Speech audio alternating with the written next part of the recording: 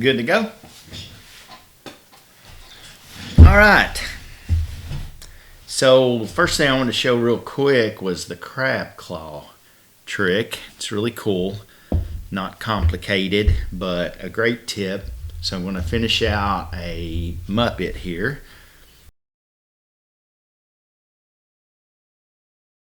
Put the weight on the bottom to try to get it to keel down every chance you get. That seems to help. And on this size, this Russian River, I usually put about, 8 or 12 wraps with the lead wire, whatever you like for your water, with those big eyes that doesn't need tons of weight, but it does need a little bit. Of course, you know how to do that.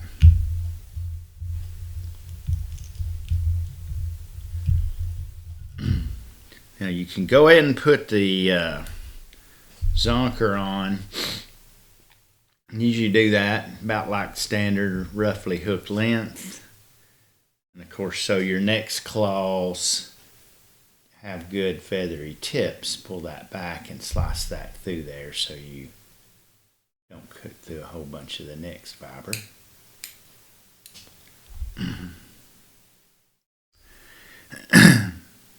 I did find a tip for this to get them even if you want. Instead of holding and struggling with it, holding them together, take a Sharpie and put a little dot right there. So I think I'm not going to worry about that now. But same deal. I thread the point of your scissor through so you...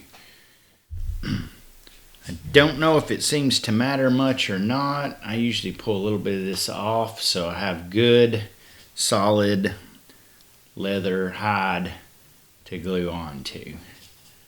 So always start up a... I don't want to spin on you, so you'll have to monkey with that a little bit. You do kind of want those straight.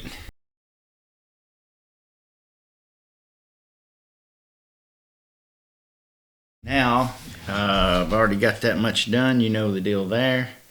However you want to do start and finish your chenille or the Muppet, that's up to you.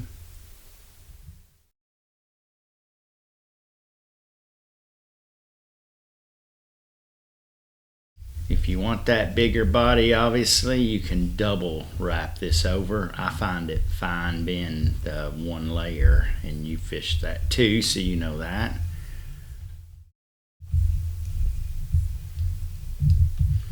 Now, because we're going to do a weedless on this, we're going to leave a good space on the bottom that doesn't have as much chenille on it, so we have a good landing pad on it.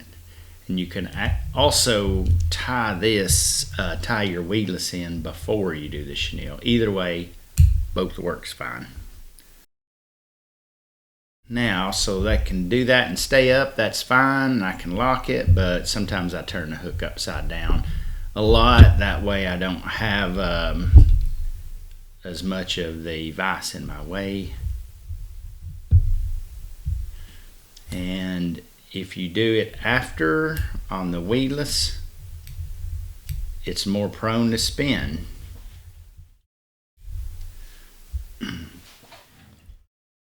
But it can be done if you forget. The order, I cut them plenty extra long.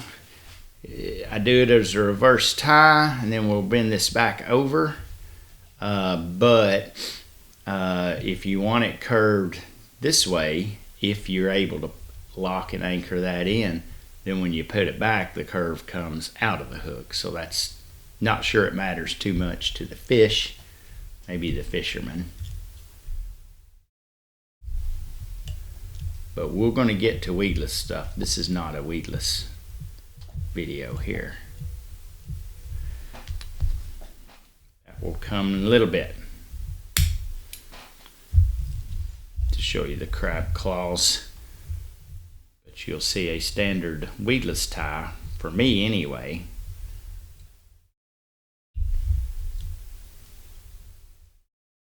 Pretty good thread bump in front.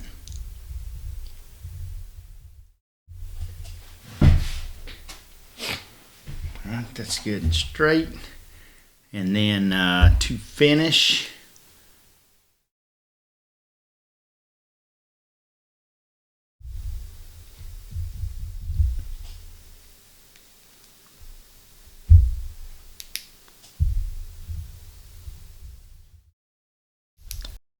not exactly how I usually time, but we'll get to that.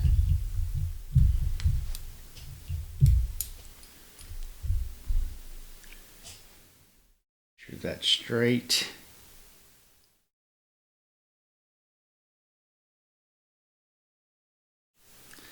And then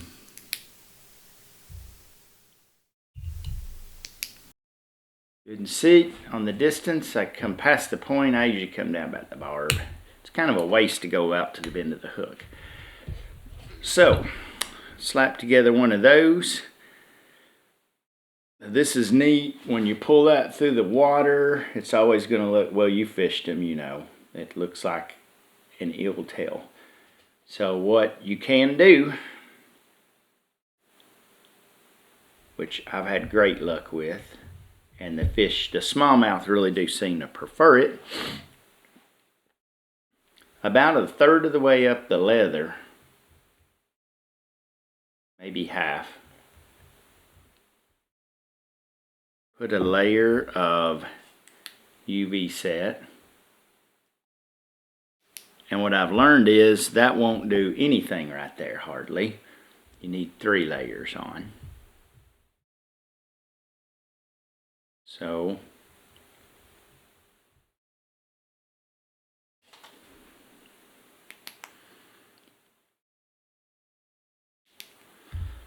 and then the next layer, come back about half of that amount and do thicker.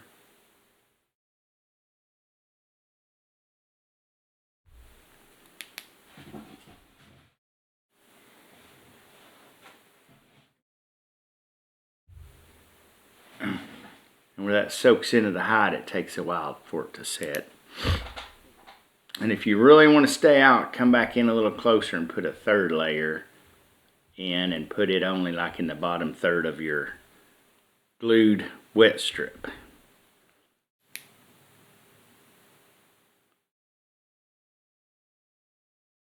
And to me, the way that when that leather dries, it'll look like this. But trust me, when you get in water, it'll fold up and only have a small pocket in there. And when you strip it, it'll close up, and when you stop it, it'll flare out like claws, and it will straighten out more the more you fish it. So I know that looks funny now, but as you fish it a while, it sets right in and stays really good claws as you pull it through the water. Okay, quick downright and dirty on that. Now, what are we going to talk about? Oh, weedless, yeah. So first thing on the weedless, a few things to say are, got my high-tech storyboard here.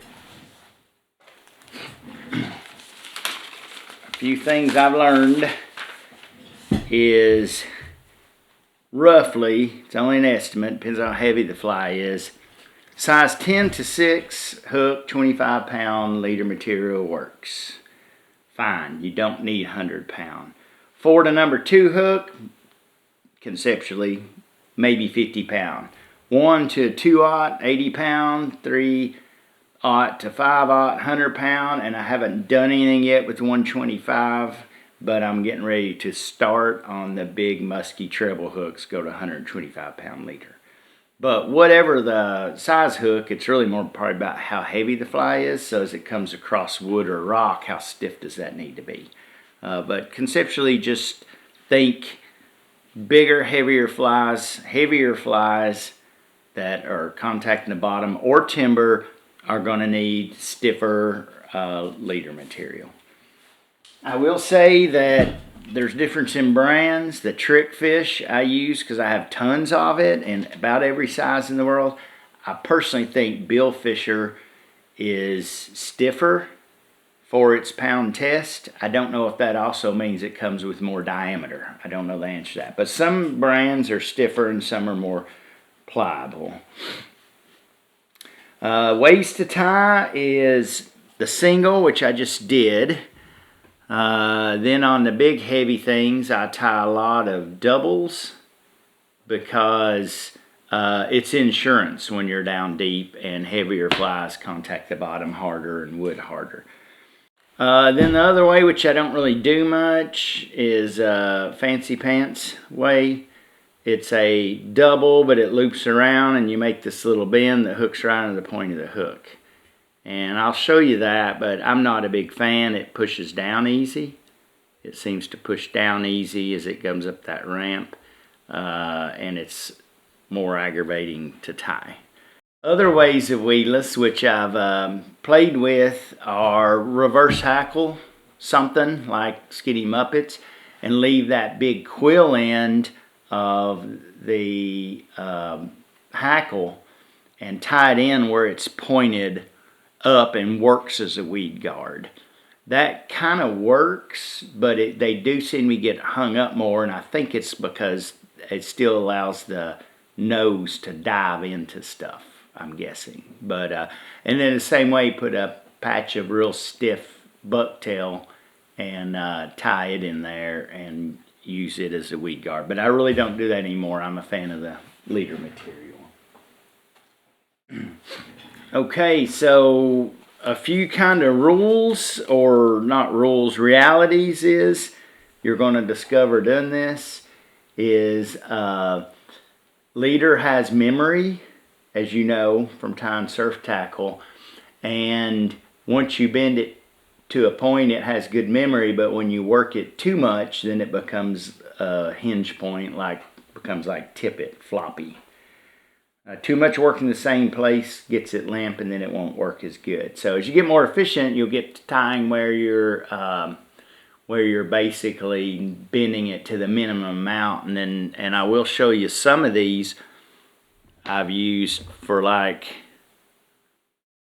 this guy has been used for 10 years and I haven't even got hung up. I haven't lost it and it's still on there and still working. As far as looks, people may like this better. I think it does work, but it's more chance of getting hung up. It looks a little strange, but to tie it almost straight up, it works like as good or better than anything. And I really think that's to do with simply as it comes across wood or something, it turns it away and keeps that hook point from getting on wood.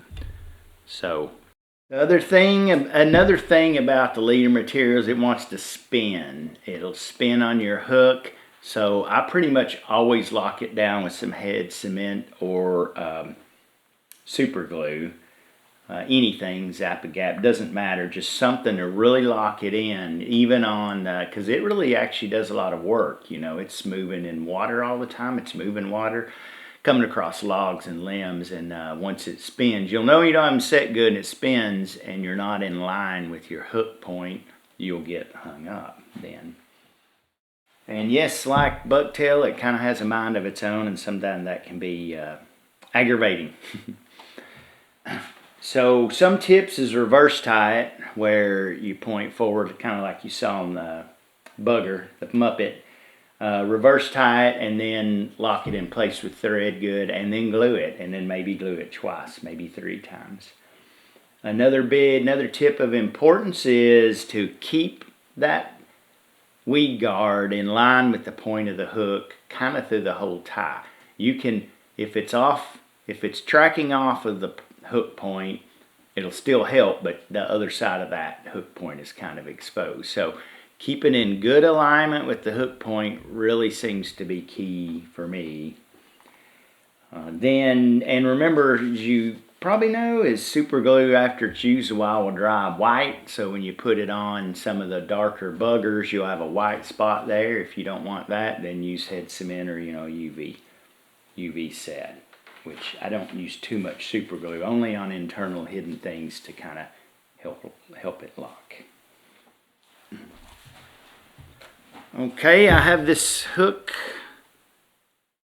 set up, already threaded from earlier, and then I changed my mind, did something else. So let me get it started back on here.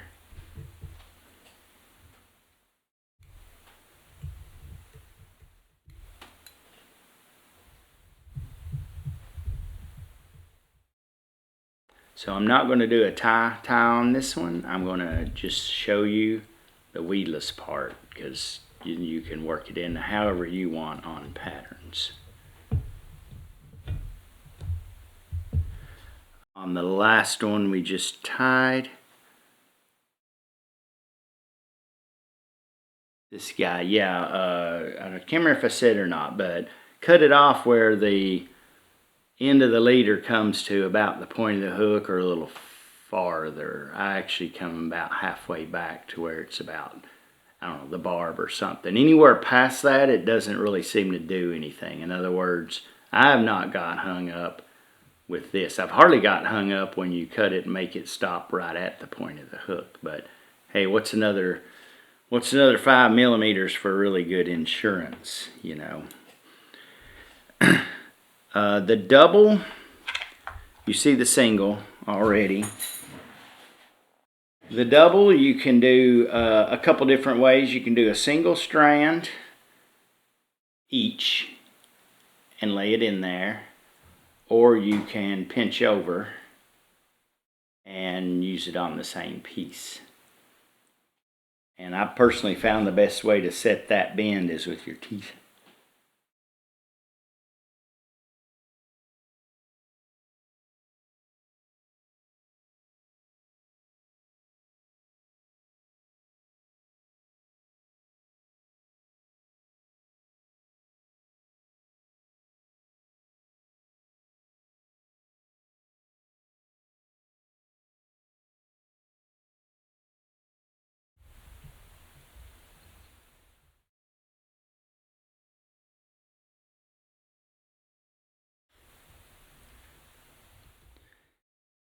Now when you get ready to bend it, you really want a good hard solid lock tracking straight run of thread so it bends good around that point. And this is where I put, because spinning is your enemy, I put a little drop of super glue there just to make sure it's locked in really good. I'm going to walk this to the front. Now for the bend back, that's going to take, kind of like training bucktail, it's going to take some pinching and work and get that memory. And then you also, you know, if you want that flared a little bit, you'll have to work on that. One of the reasons I usually do 2 different strands is it seems like no matter what I do, I can't get both legs to come out even when you run this. But truthfully, it really doesn't matter, and I kind of like it because it makes the fly kill and spin to the side a little bit when you're retrieving or stripping, and that's perfectly fine by me. It's personal taste on how you want it to look. That's up to you. Now when I do the 2, let me go ahead and trim them. I'll go back to about the barb.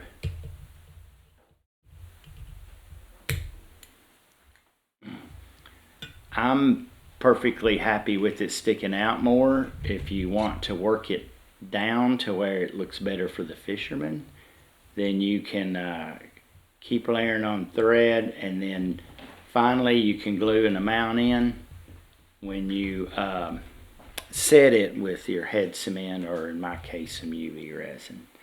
And you can actually move and set it into a you can shape where it lays with the UV. So for example, before doing this, if you want it closer to the hook, you'll have to always go farther than you think. But you can set it and shape and where it is, how it's lined up, or to the left or right of the hook. Bring it down a little closer if that's what you want. Okay.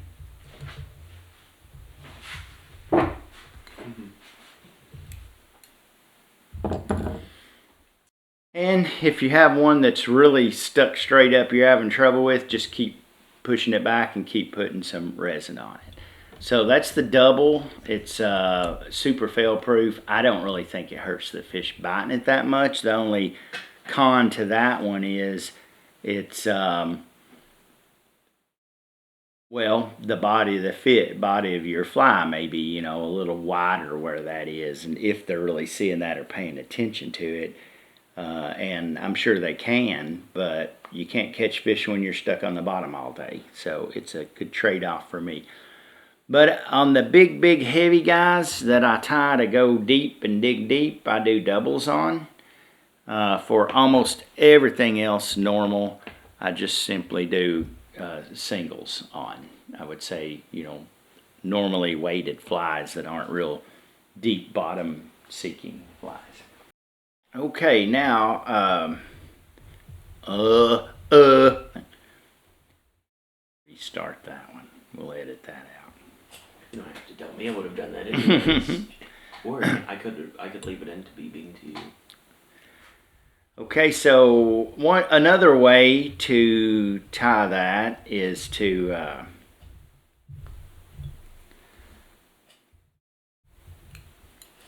tie, whatever you want to call it, fancy way. And I'm not going to use a bunch of thread because I'm only showing this part. Whatever fly you tie on. You take your leader material, and this is a little trickier. So first thing you do is get about the midpoint and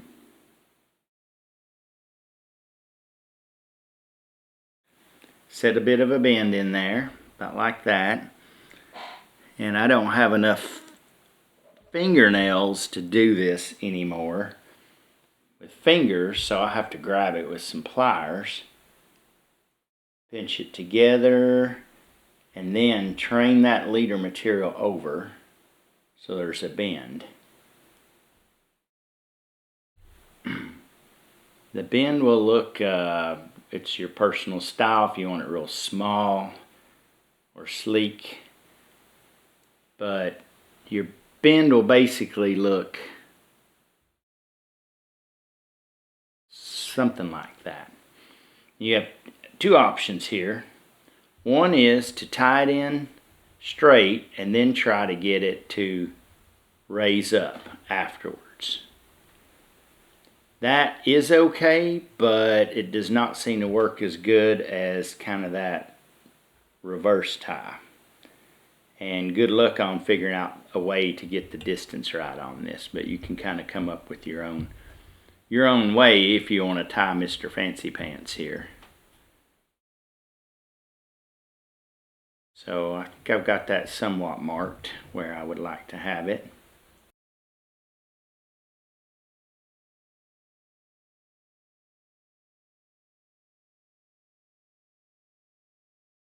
If you have a fly you want a little more weight, you can tie all this leader material all the way back. And of course that adds a little weight now, small amount of body, but not really necessary.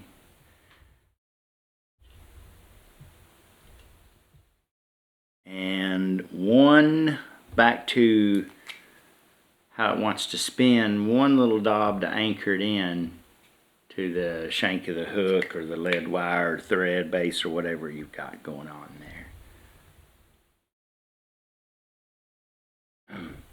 And then you don't want to train this back or it will be too loose and the hook point will show. So when you hook it in there, you may do this some degree, and you're kind of good to go. The concept being the fish hits, it's able to push this down, gets to the hook point. And then I guess the real benefit there is that,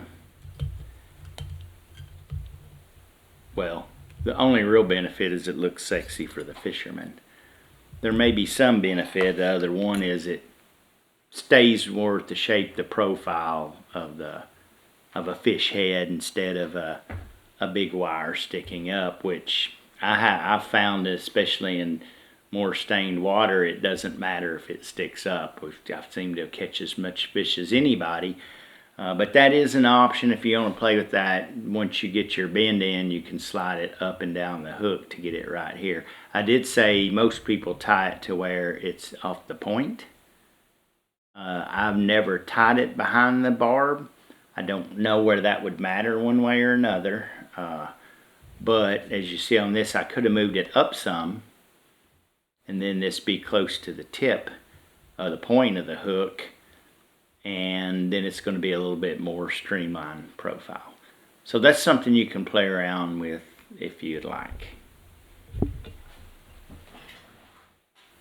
I think the options are kind of endless to however you want to do that or whatever works, but telling you these sort of tips maybe will get you started, and then you can evolve into what you'd like to do, whether that's maybe you're totally always a double guy because you really hate losing flies, or single and you're going to save 80-90% of your flies, and that's good enough. Maybe you want to, depends how much you're drinking, and into it you're probably going to play around with that little loop double bend thing because it's kind of fun to do once or twice, but for bulk tying I don't really ever mess with it myself too much anymore. I have a couple that I was bored and did, but I really don't. I just grab them when I fish with them. I will say they tend to hang more than just a single or a double sticking out. It looks sexier and neat, but it doesn't work quite as good. So evolution of my fly tying. Kind of a nightmare, as I've told you about how I screwed these up. And I'm going to trim this or redo this section. The tail looks fine. This doesn't have a trailer hook on it. It's only the single, and it's made off of some big circle hook, saltwater thing, probably used in surf fishing somewhere. So that was not so great. It got a good bit better, and this one, but it still has some errant flying stuff, and I told you last night, told you the other day about I got a lot of that worked out. It's got threads here I could trim up front.